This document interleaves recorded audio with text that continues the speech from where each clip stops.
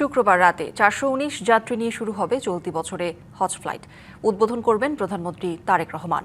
হজ যাত্রীদের বিদায় জানাতে রাজধানীর আশকোনা হজ অফিসে এখন শেষ মুহূর্তের ব্যস্ততা।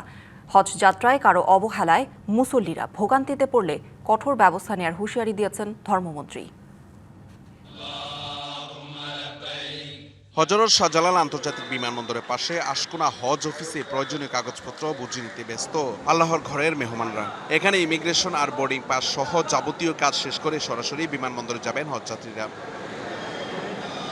শুক্রবার দিবাগতে হজরত শাহজালাল আন্তর্জাতিক বিমানবন্দর থেকে সৌদি আরবের উদ্দেশ্যে রওনা দেবে প্রথম হজ ফ্লাইট। উদ্বোধন করবেন প্রধানমন্ত্রী তারেক রহমান। দীর্ঘ অপেক্ষার পর আল্লাহর ঘর দর্শন ও তাওয়াফের স্বপ্ন পূরণ হতে যাচ্ছে হজযাত্রীদের। তাই সবার চোখে মুখে প্রশান্তির ছাপ। হজের যাবতীয় কার্যক্রম সঠিকভাবে পালন করতে চান সবার দোয়া। টাকা পয়সা জমা দিয়ে যেতে পারে নাই, অনেক প্রতারণায় পড়েছে। আলহামদুলিল্লাহ আমাদের এবার আলহামদুলিল্লাহ অনেক ভালো আমি দেখতেছি। তাই হয়তো খুব কষ্ট হতে পারে, কিন্তু যাতে নাকি আমি সম্পূর্ণভাবে করতে পারি, সবগুলো পুরোপুরি করতে পারি, সেই ক্ষমতা যেন আল্লাহ আমাকে দান করেন। হজের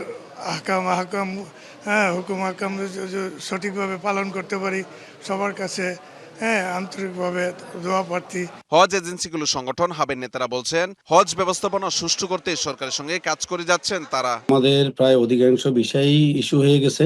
টেকনিক্যাল কারণে অল্প কিছু সংখ্যক বিষয় এখনো আন্ডার প্রসেস আছে। জাতীয় হজ কমিটির একটা মিটিং ছিল, সেখানে প্রয়োজনীয় সকল নির্দেশনাগুলো উনি দিয়েছেন।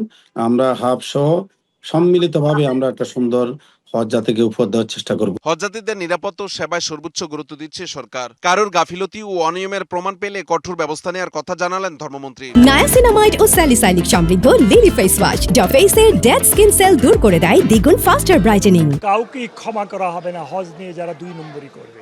হাজিদের কোনো সুবিধা অসুবিধা দেখার দায়িত্ব আমাদের। মাননীয় প্রধানমন্ত্রী তারেক রহমান সাহেব এই ব্যাপারে সুস্পষ্ট নির্দেশনা আমাদেরকে দিয়েছেন। এগুলি উনি সহ্য করবেন না, আমরাও সহ্য করব না। যে প্রশ্নগুলি আমাকে করেছেন সেই প্রশ্নের উত্তর আপনি পেয়ে যাবেন আগামী হজে ইনশাআল্লাহ। এবছর সরকারি ও বেসরকারি ব্যবস্থাপনা মিলিয়ে বাংলাদেশি হজযাত্রী ৭৮,৫০০ জন। Mahmudul Hasan Nazim, DBC News, Dhaka.